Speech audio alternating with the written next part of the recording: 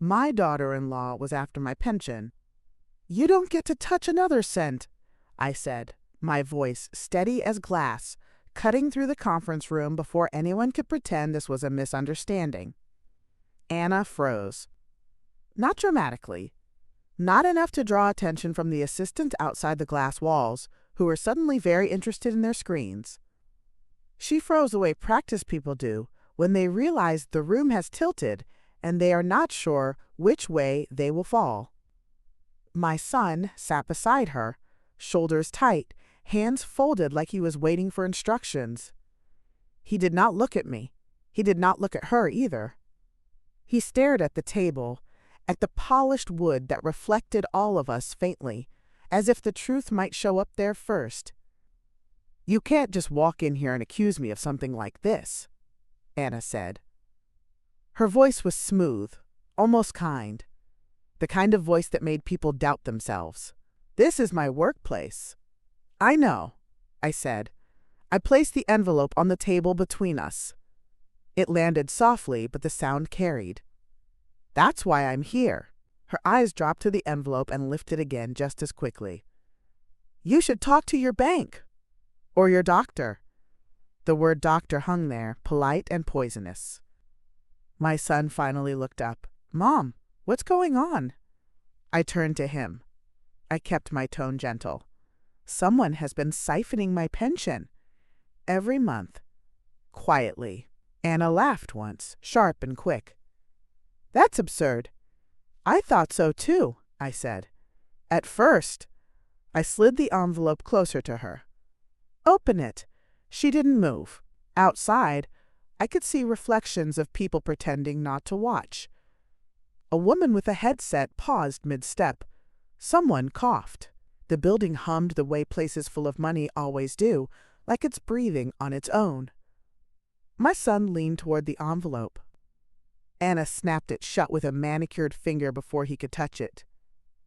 "Don't," she said too quickly. "This is ridiculous."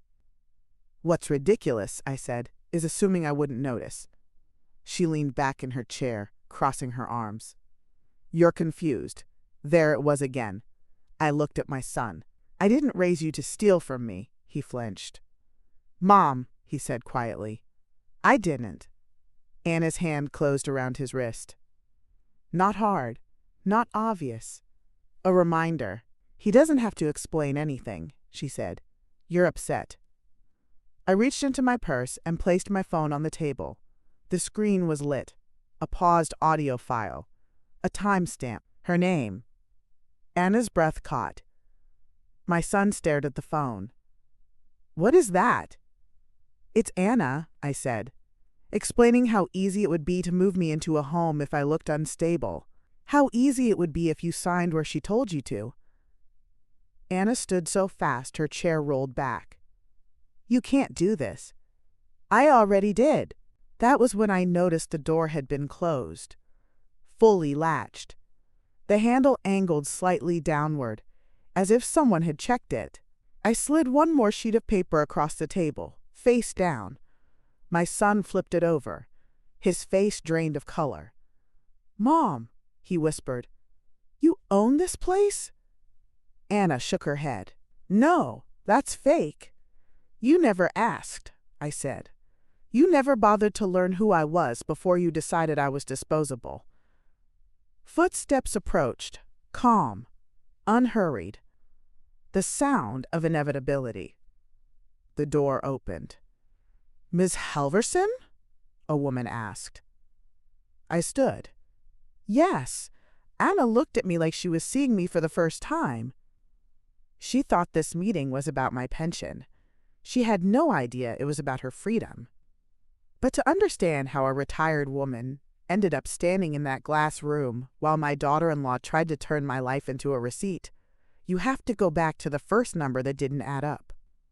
It started on an ordinary morning, the kind that convinces you nothing bad is coming. The house was quiet in that gentle winter way, the heater clicking on and off like it was thinking about it. I made coffee the same way I always did, measured and plain, and stood by the kitchen window watching a crow hop along the fence line, pecking at something hidden in the frost. My phone buzzed on the counter. A bank notification. I picked it up without urgency. Fraud alerts had become part of modern life, like seatbelts and spam filters. Useful, mostly harmless. Deposit posted. Pension. Transfer initiated external.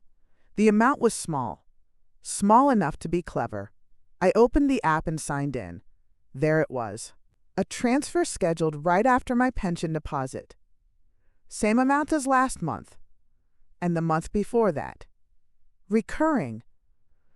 That word settled into my chest. I sat at the table and pulled my folder of expenses toward me. Old habit. Some people collect magazines. I kept ledgers. It wasn't obsession. It was clarity. Utilities. Insurance. Groceries. Nothing matched. I called the bank. The woman on the line was polite, efficient, and apologetic in that way. That means she has already seen worse. It was authorized from a trusted device, she said.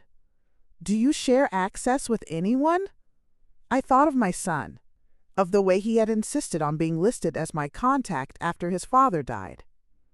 Just in case, Mom. I have an authorized contact, I said. I do not share my password. There was a pause. If this involves someone you know, you may want to contact law enforcement. When I hung up, the house felt different. Not unsafe. Watched. I changed my passwords. All of them. Then I sat very still and let myself think. Someone had not taken a lot. They had taken carefully. Someone had planned. My phone buzzed again. A text from my son. Hey, Mom. Anna and I want to talk tonight. Can we come by? The timing tightened something in me. 2 weeks earlier, Anna had mentioned a retirement community. Casually. Nicely. For now, she had said.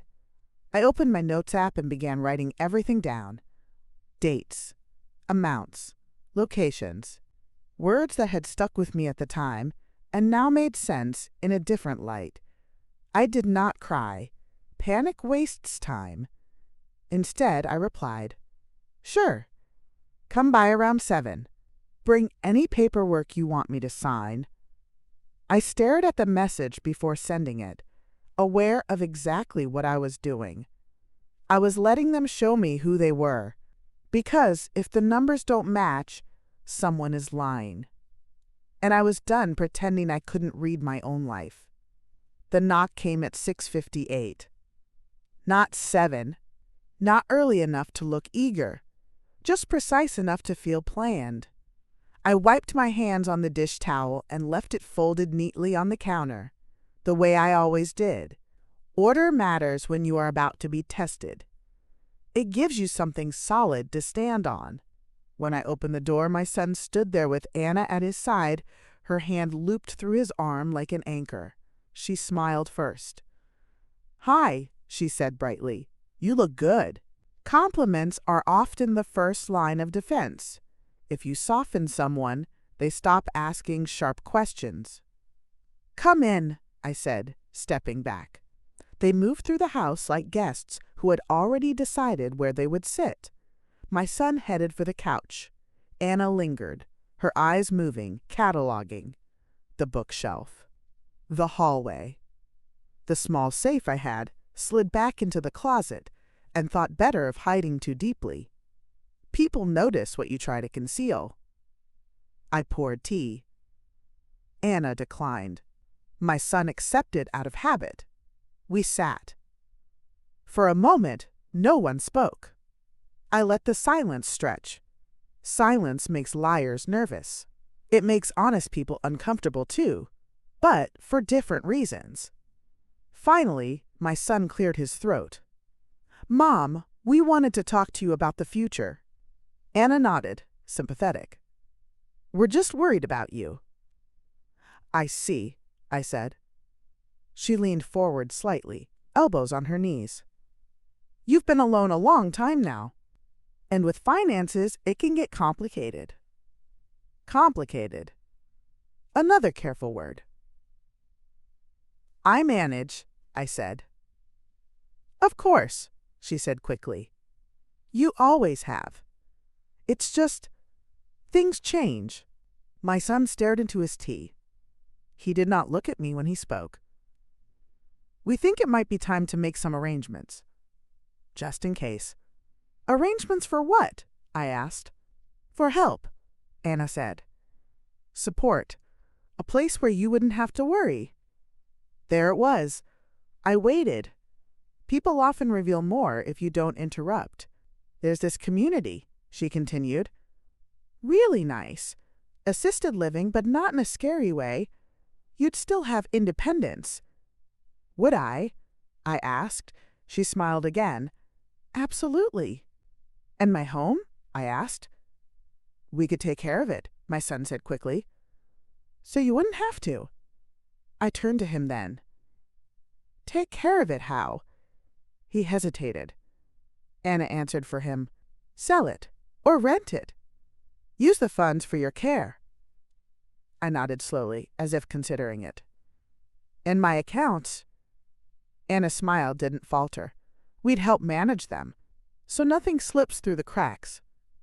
I thought of the transfer, the recurring withdrawal, the trusted device. Nothing already has, I asked. My son looked up sharply. What do you mean? I held his gaze. Have either of you noticed money missing from my pension? Anna laughed softly. No. Too fast. My son frowned. Mom, why would you ask that? Because it's gone, I said. Every month. For a while now.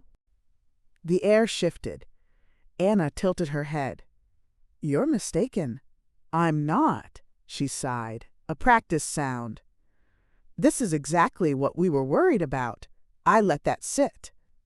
You think I'm confused, I said.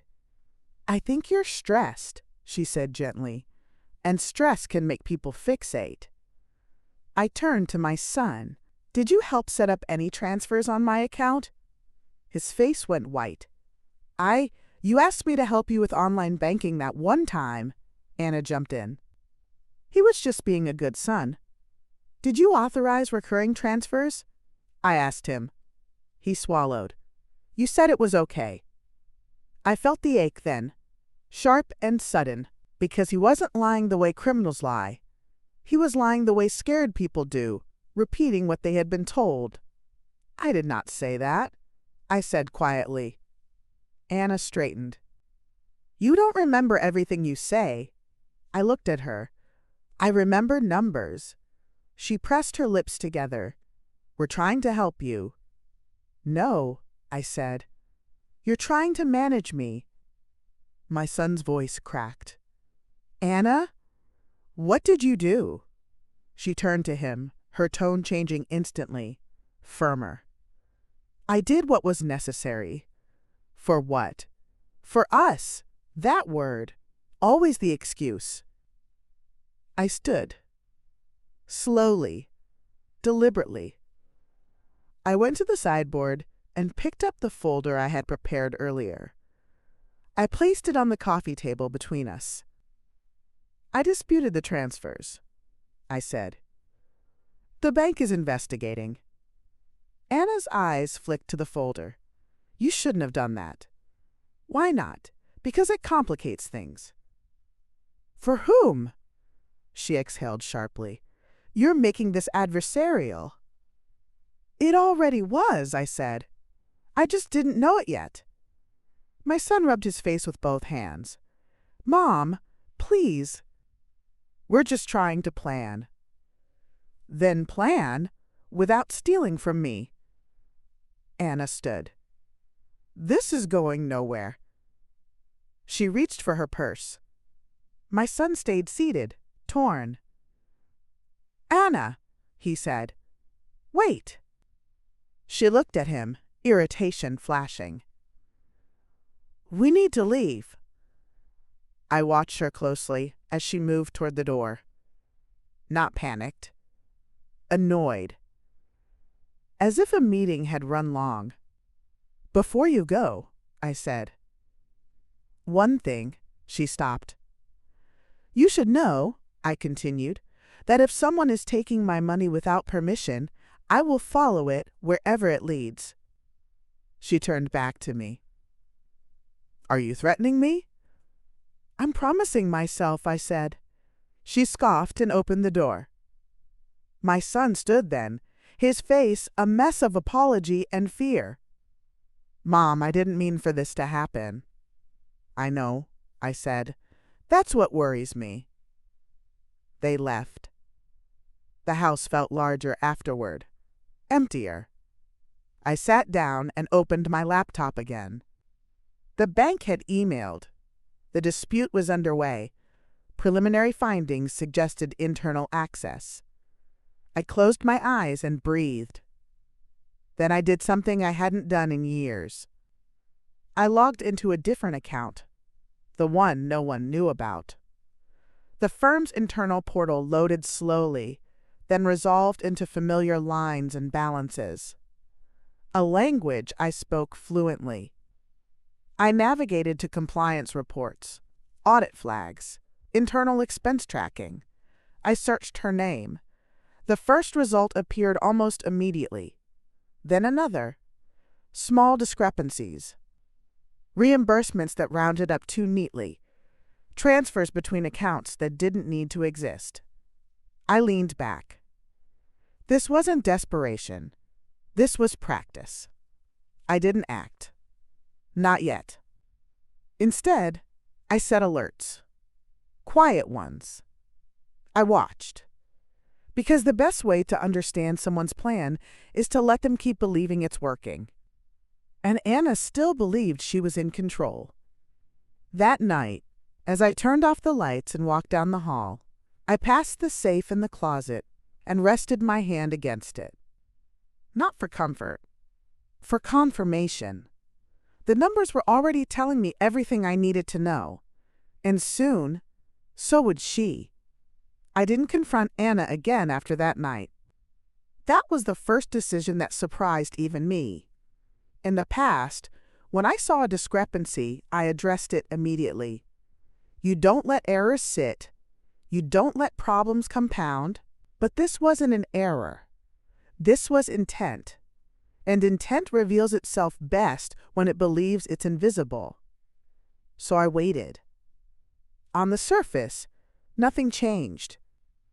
I answered my son's calls when he rang. I declined invitations politely. I let Anna believe she had unsettled me enough to regain control. She stopped pushing the retirement home idea. That alone told me she was recalibrating. People who manipulate don't retreat, they regroup. Every morning I made coffee. Every afternoon I walked the same route through the neighborhood. I smiled at the same woman walking her dog. I looked, to anyone watching, like a retired widow settling into smaller days. Behind that quiet routine, I watched everything. The account I logged into that night wasn't a relic of my past. It was very much alive. The firm's internal systems greeted me like an old colleague. Familiar, precise, built on rules I helped design decades ago, when compliance meant something more than a checklist. I didn't rush. Rushing creates noise. Instead, I set filters. Alerts for reimbursements over certain thresholds. Alerts for internal transfers timed too neatly to payroll cycles. Alerts for expense reports submitted just under review limits. Anna's name appeared again and again. Not dramatically, not stupidly. She was careful. She rounded up travel expenses, claimed client meals that never happened, shifted small amounts between internal accounts that only someone with access and confidence would attempt. She wasn't stealing because she needed to. She was stealing because she believed she could. That distinction matters. I printed nothing, saved nothing locally. I documented everything inside the system the way it was meant to be documented. Quietly. Legally. In ways that could not be undone by a panicked delete. I also noticed something else. She was bold. Her expense reports began increasing in frequency. The amounts crept upward. The timing became sloppier. That only happens when someone feels safe. I wondered when she had decided I was no longer a threat. The answer came sooner than I expected. My son stopped calling. Not abruptly, gradually. Messages instead of conversations. Excuses instead of plans. When I did see him, he looked smaller somehow, like someone who had folded himself inward to avoid conflict. Anna, on the other hand, grew brighter. She posted photos online. Business dinners, weekend trips, champagne glasses held at flattering angles. Success loves to announce itself. I didn't comment. I didn't react. The bank updated me. The disputed transfers were frozen. The destination account had been flagged. Someone was nervous now. Still, Anna pressed on. I received a call from a number I didn't recognize one afternoon. "Miss Halverson," a man said. "I'm calling from a senior living advisory service." I almost laughed. Almost. "I'm not interested," I said. "It won't take long," he replied smoothly. "Your family expressed some concern." "My family," I said, "should mind their own finances." There was a pause. I'll note that. When I hung up, I felt a familiar settling inside me, the kind that comes when the final piece slides into place. She wasn't just stealing. She was building a narrative. Confused mother. Responsible son. Helpful wife. And narratives are dangerous because people believe them, even when numbers say otherwise. That evening, I opened the firm's ownership records. My name sat exactly where it always had. Silent. Unassuming. Powerful. My late husband had insisted on secrecy. He believed wealth should never be visible to the children who would inherit values before assets. At the time, I agreed, because it made life simpler. Now it made it strategic. No one questioned a quiet retired woman who never touched her money. No one thought to ask what she still owned. I drafted an internal audit request under my authority. Routine. Boring. Irrefutable. It would take time to process.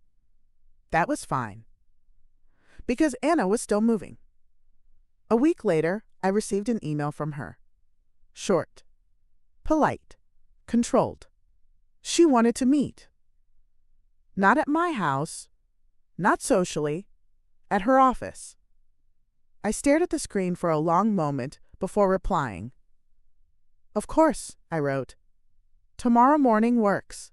I arrived early, not because I was anxious, but because I wanted to see the building wake up. I wanted to feel the rhythm of a place that had once been mine in ways most people never knew. The lobby smelled of polished stone and money. Security nodded at me without recognition. That was the beauty of anonymity. Anna met me upstairs, all professional warmth and tight smiles. "Thank you for coming," she said. "I know things have been tense." That happens when trust is misused. I replied. She gestured toward a conference room, smaller than the one from the flash forward. Less dramatic. She hadn't chosen the battlefield yet. She poured water. Not tea. Not coffee. Neutral. "I wanted to clear the air," she said. "My husband is struggling. He feels caught in the middle." "Between honesty and convenience," I said. Her jaw tightened. "Between loyalty and responsibility." "Those aren't opposites," I said. "Unless you make them that way." She leaned back. "We're just trying to protect him. And you," I smiled. Not warmly, not coldly, precisely. From what? From financial missteps. From stress. And from autonomy, I added. She sighed. "You don't see the whole picture." "I see enough," I said. She studied me, reassessing. "You should consider letting us help manage things." temporarily. There it was again, control wrapped in concern. "I won't," I said. She shrugged, as if disappointed, but unsurprised. Then, "I hope you'll stop escalating things." "Escalating," I repeated. "The bank, the accusations." "I didn't accuse," I said. "I documented." She smiled thinly. "Same thing, really." I stood. "Is that all?" She hesitated. For now. I left her there, with her water and her practiced calm. Behind the scenes, the audit request processed. Flags were raised. Quietly. Internally. Compliance departments don't shout. They accumulate. Anna didn't know that yet.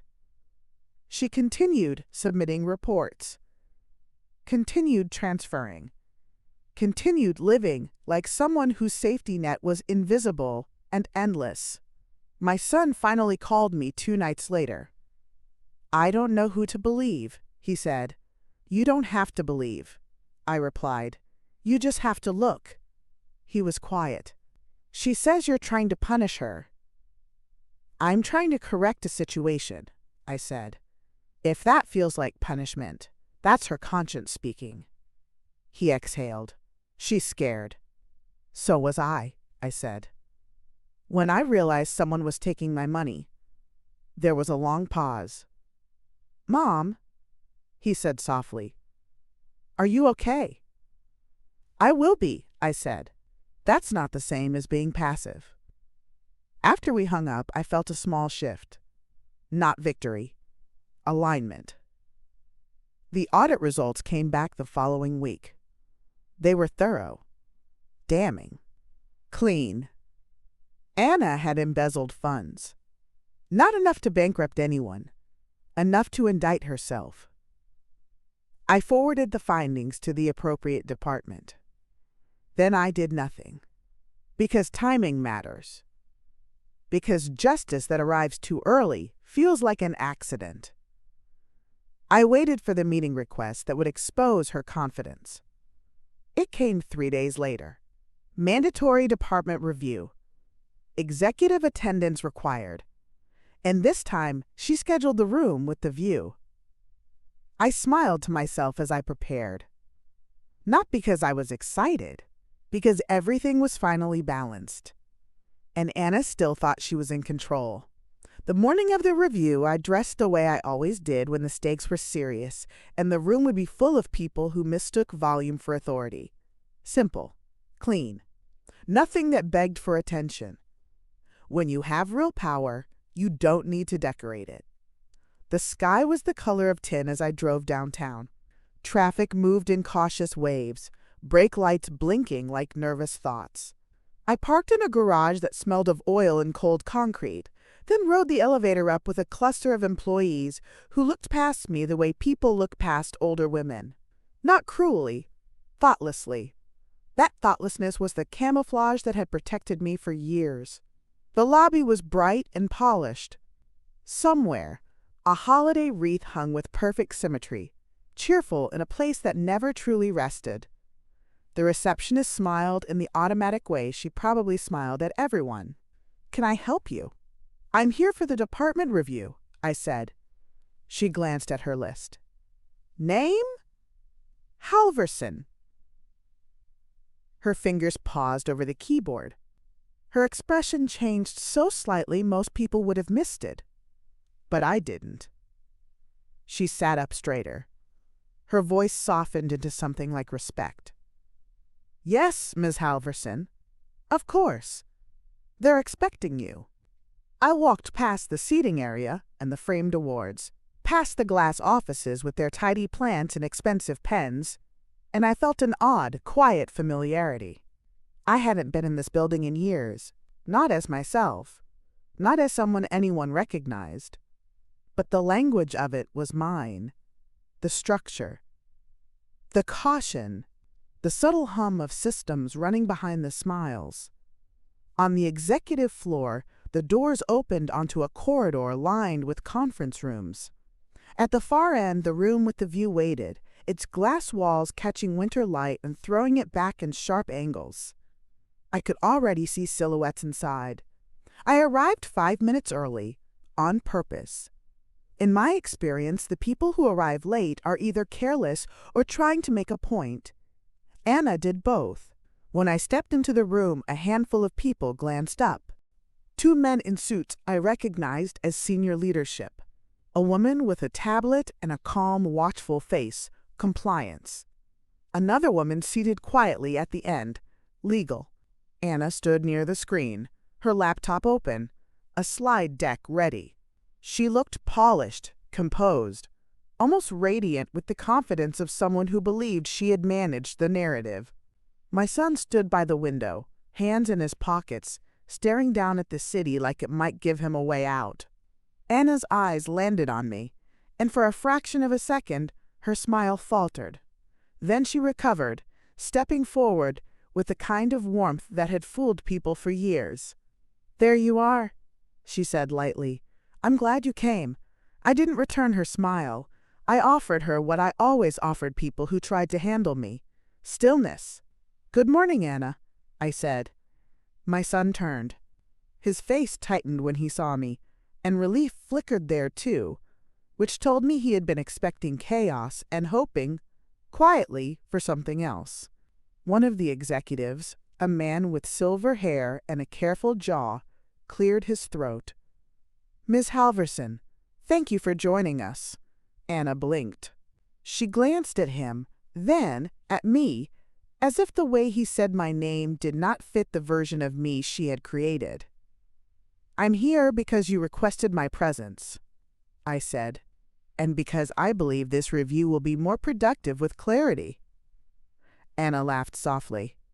"Of course, clarity is good." The compliance woman, Ms. Patel, tapped her tablet once. "We'll begin." Anna moved to the screen. "This is a standard department review, but I also wanted to address a few concerns that have been circulating, mostly misunderstandings. I think once we review the facts, everyone will feel reassured." She clicked to the first slide.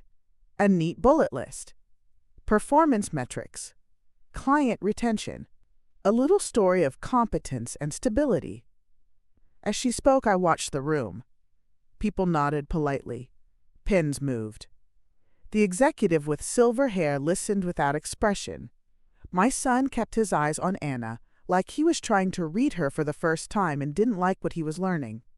Anna transitioned smoothly into a section about internal procedures.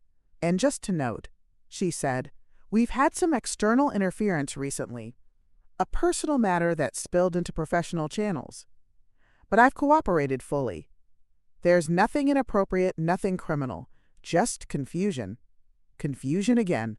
She said it with practiced gentleness, the way you might describe a child who has gotten upset over something small. My son's head snapped toward me. His eyes flashed a warning. "Don't." I didn't move. Ms. Patel lifted her gaze. "Anna, I'd like to stop you there." Anna's smile tightened. "Of course." Ms. Patel's tone was calm, almost kind, which is often the most dangerous tone in a room like this. "This review is not about misunderstanding. It's about discrepancies." Anna's eyes widened slightly. "Discrepancies? I'm not sure what you mean." Ms. Patel turned her tablet so the executives could see. "We've flagged irregularities in expense reporting, internal transfers, and reimbursement claims. Initially minor, increasing in frequency, increasing in amount." Anna let out a laugh that was too bright. "There must be an error." The legal representative, Ms. Alvarez, spoke for the first time. "We've confirmed the data through multiple sources." Anna's posture remained elegant, but I saw the tension in her hands. Her fingers pressed lightly into the edge of the table. She looked around, searching for a friendly face, for someone to reflect her certainty back at her. My son looked like he wanted to disappear. Anna turned to him, just briefly, and I saw her attempt the old trick. A silent message. "Support me." My son didn't respond. The executive with silver hair folded his hands. Anna, we're going to ask you to step through the explanations for these items. Anna nodded, but she was already shifting into defense mode. I can explain everything. Miss Patel swiped on her tablet. The screen on the wall changed. Rows of dates. Amounts. Notes. A pattern that did not require interpretation. Anna's eyes flickered across the list, and I watched something inside her calculate. Deny. Deflect. Blame, she began. Some of these were client-related. Meals. Travel. Miss Patel's voice stayed even. We contacted the clients. Several of these meetings did not occur. Anna's lips parted.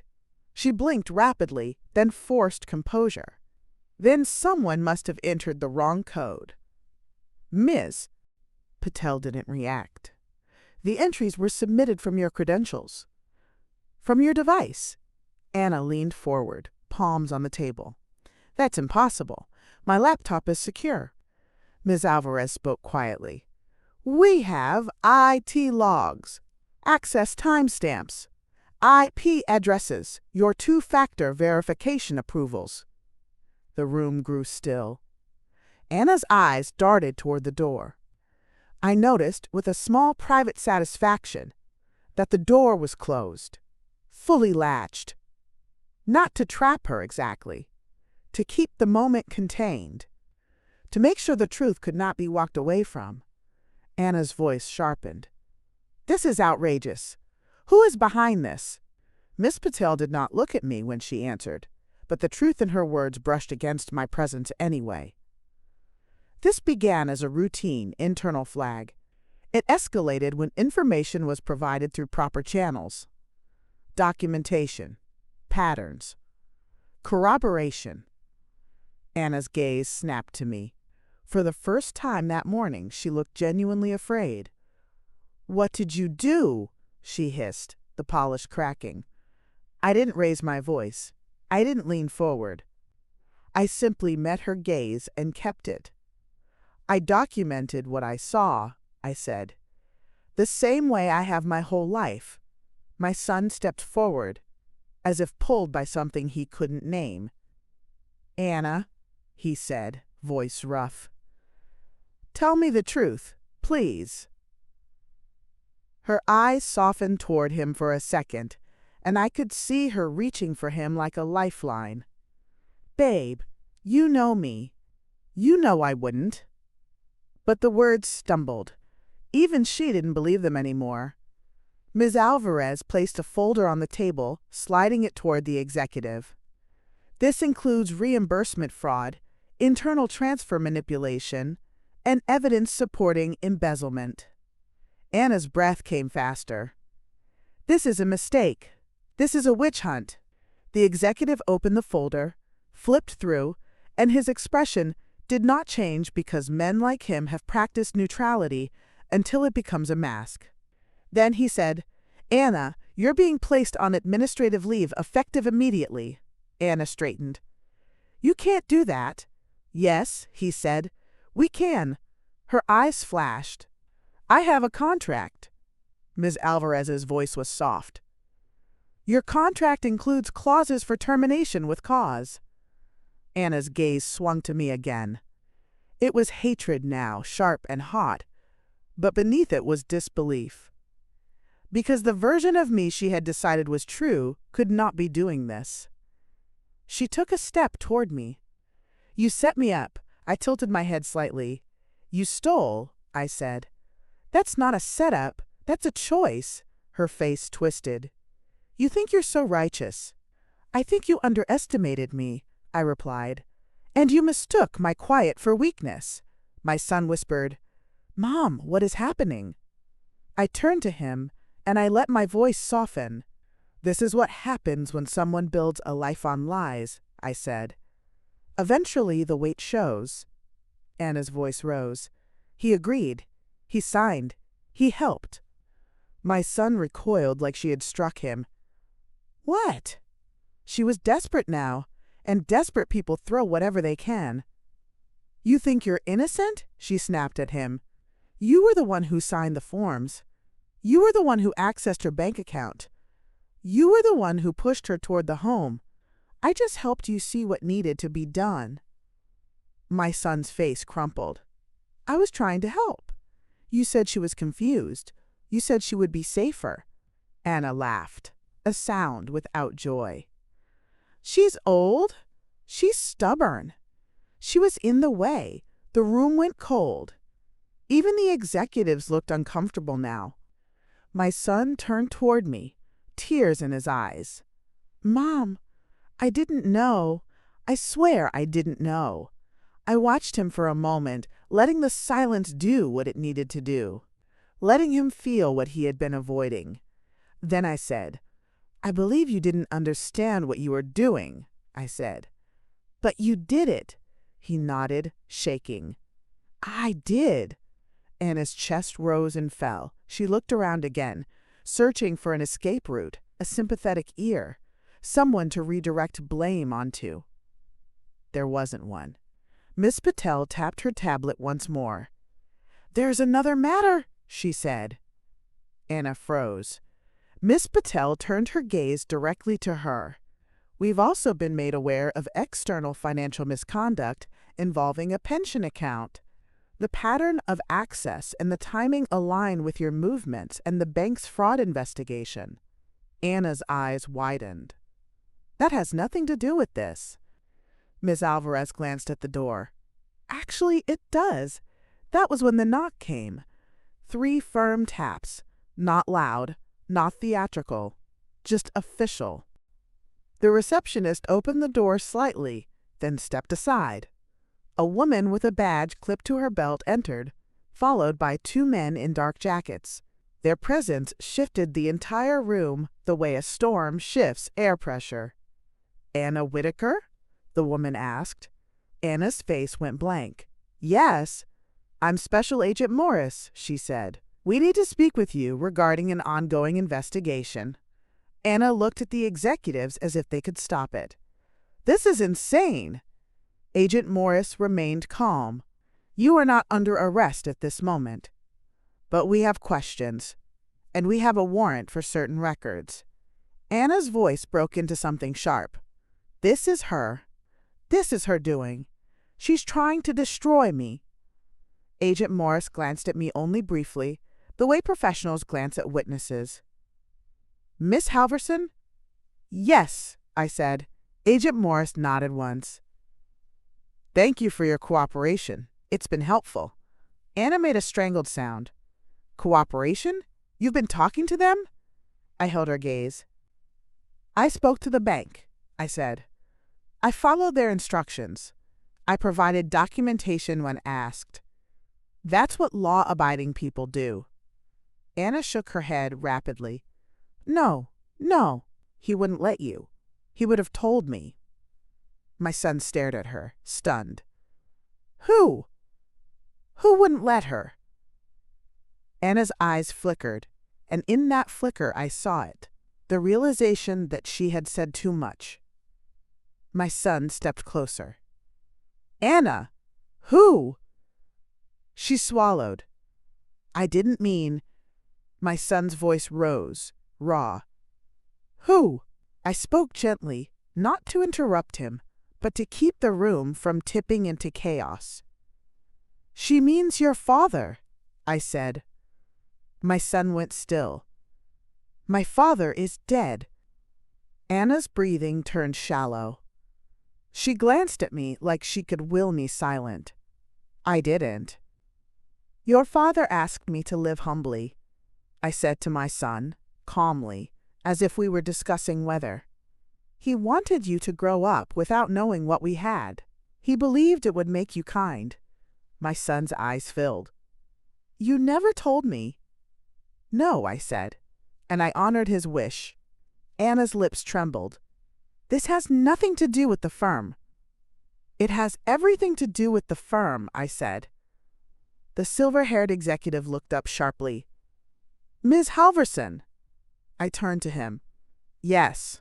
He hesitated, then asked the question he already knew the answer to. "You are?" I let the moment land. Not for drama, for balance. I'm a partner, I said. A silent one.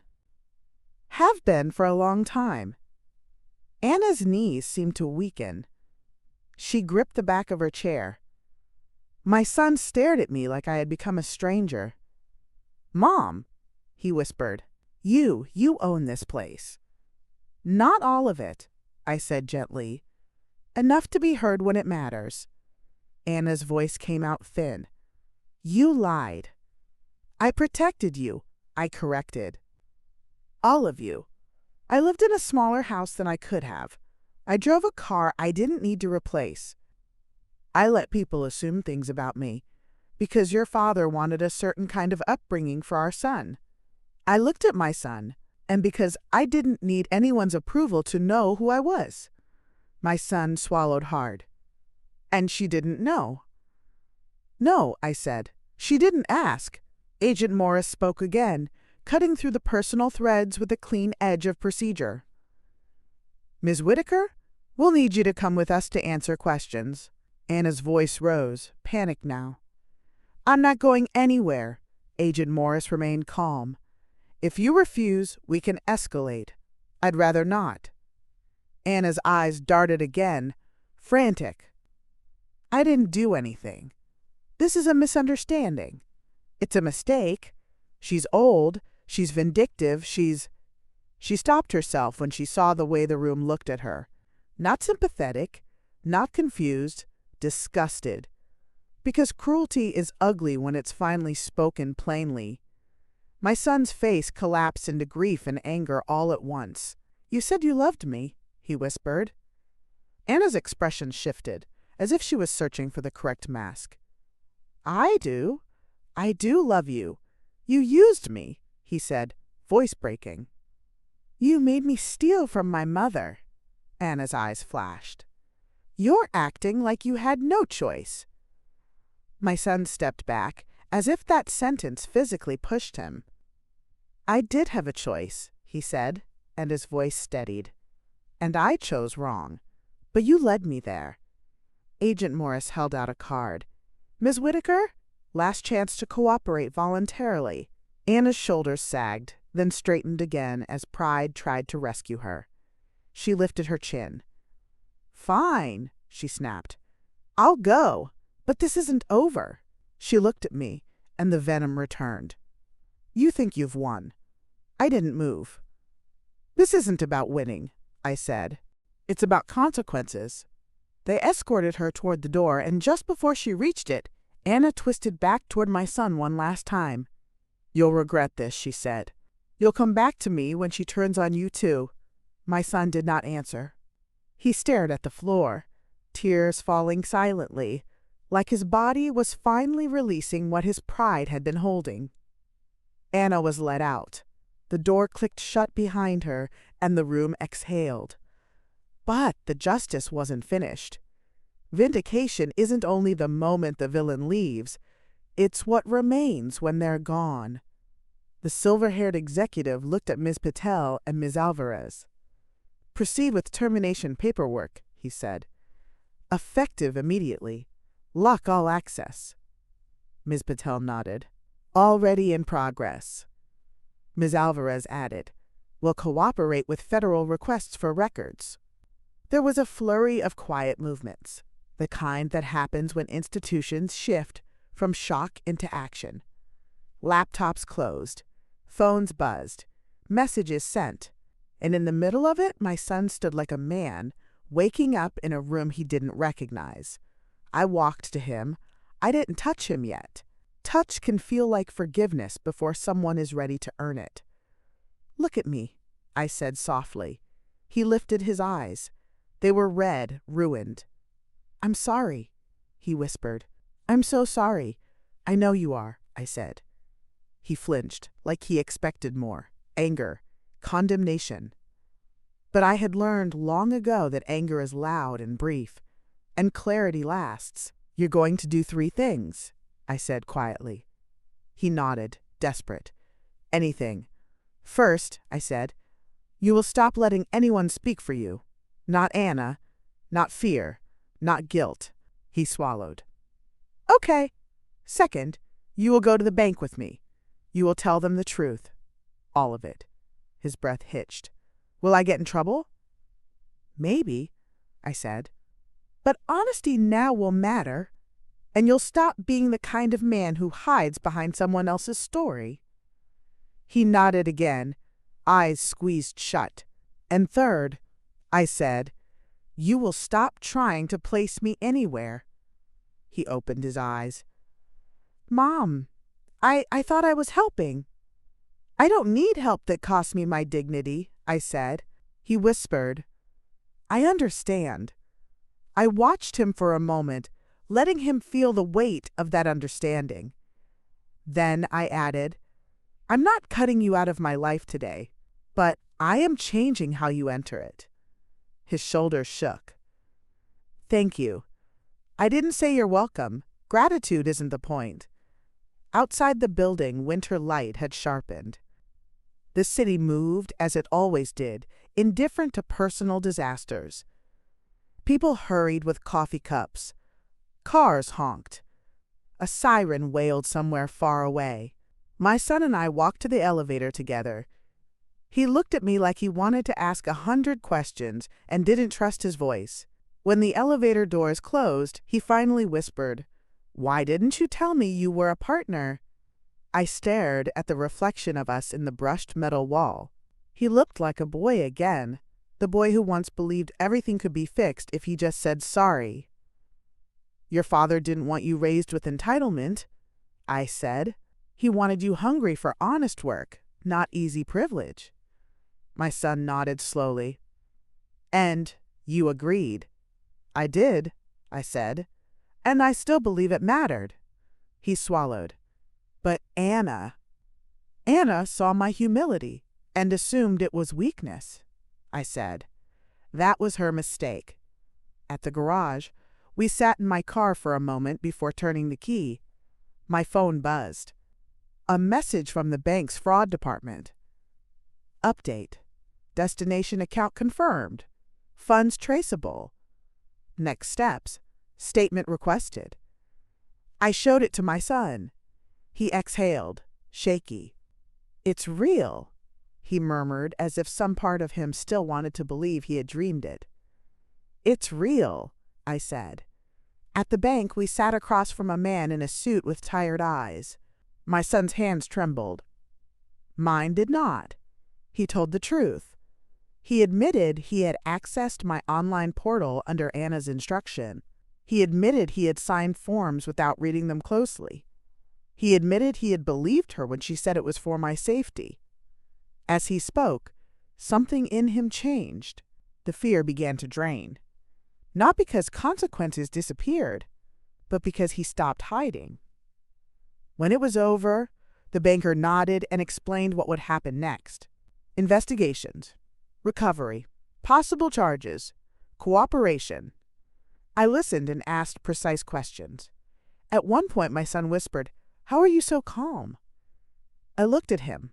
Because I've been here before, I said. Not with family, but with fraud, with deception. Calm is how you see the full pattern. Outside the bank, the air felt cleaner. My son stood beside me on the sidewalk, hands shoved in his pockets, face tight. Where is she now? He asked. In a room where she can't charm her way out, I said. That answer wasn't cruel. It was factual. Over the next weeks, the firm moved with the efficiency of a machine that had been embarrassed and now wanted to prove it still had teeth. Anna's termination became official, her access cut, her name removed from internal directories as if she had never existed there. But consequences don't stop at firing when the evidence is clean. Agent Morris called me once, then twice. She asked for clarifications, for timelines, for confirmation that the documentation chain was intact. It was. Anna was charged. The exact words were heavy and formal when Agent Morris said them. Fraud. Wire-related offenses. Embezzlement. Identity and financial manipulation tied to my pension. Hearing it spoken aloud didn't make me feel triumphant. It made me feel relieved, because for the first time in months, reality matched the numbers. My son asked to see me again after it all became public. We met at my house. Not his, not a restaurant. My house. My ground. He stood in the doorway like he didn't deserve to step inside. "You can come in," I said. He entered slowly, eyes scanning the familiar room as if it had changed. Maybe it had. Maybe the truth changes the air. He sat at the kitchen table where I had first seen the transfer. "I keep thinking about what she said," he admitted. "That you'd turn on me." I poured tea. I set the mug in front of him. "I'm not going to erase you," I said. "But I'm also not going to rescue you from discomfort." He nodded. "I deserve discomfort." "You deserve growth," I corrected. He looked at me then, really looked. "I didn't see you," he whispered. "Not just as my mom, as you." I sat across from him. "That's part of why she could do this," I said. "You wanted to keep me in the role where I was safe and simple. Anna wanted to put me in a home because it made me manageable. Different motives. Same result." Tears filled his eyes. "I'm sorry." "I know," I said again, "but I need you to understand something." He held his breath. "Being forgiven isn't the same as being trusted," I said. "Trust is rebuilt, slowly, with actions." He nodded, wiping his face with the heel of his hand like he was embarrassed by his own tears. "I'll do whatever it takes." "I believe you," I said. And I meant it. Belief is something you give when the pattern supports it. That night, after he left, I stood at the kitchen window with my coffee and watched the neighborhood settle into darkness. A car passed. A dog barked once, then quieted. My phone buzzed with one last message. "Agent Morris, Miss Halverson, thank you. We have what we need." I set the phone down and let myself breathe fully. Not because everything was perfect. Because everything was true. Anna's downfall was not cinematic in the way she would have preferred. There were no dramatic speeches that saved her, no last-minute rescues, no charming smiles that made the evidence disappear.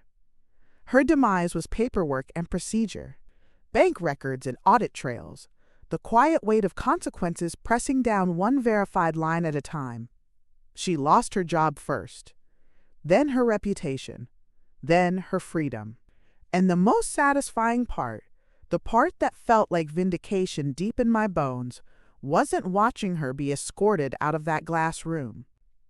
It was watching my life return to my own hands. The pension deposits resumed without the quiet siphon. The bank confirmed recovery steps. My home felt like my home again, not a place someone else was measuring. One afternoon, I opened the old folder of expenses and added a new page at the front. A single line, written neatly. Audit complete. Discrepancy resolved. Looking back now, I understand something I didn't fully understand when my son was small and my husband insisted on humility. Quiet doesn't mean powerless. Sometimes it means you're listening long enough to hear the lie. And when the moment comes, you don't have to shout to be vindicated. You just have to tell the truth and let it stand where everyone can see it. I didn't know it then, but that first quiet transfer was the moment everything began to change. What I do know now is this. People will mistake your silence for weakness if it benefits them. They will call you confused when they want control. And they will assume you are harmless, right up until the moment the truth steps into the room. If this story resonated with you, if you've ever been underestimated, manipulated, or made to feel smaller so someone else could feel powerful, you're not alone. Share your thoughts in the comments. I read them. And don't forget to like and subscribe so you don't miss the next story where quiet resilience meets real justice.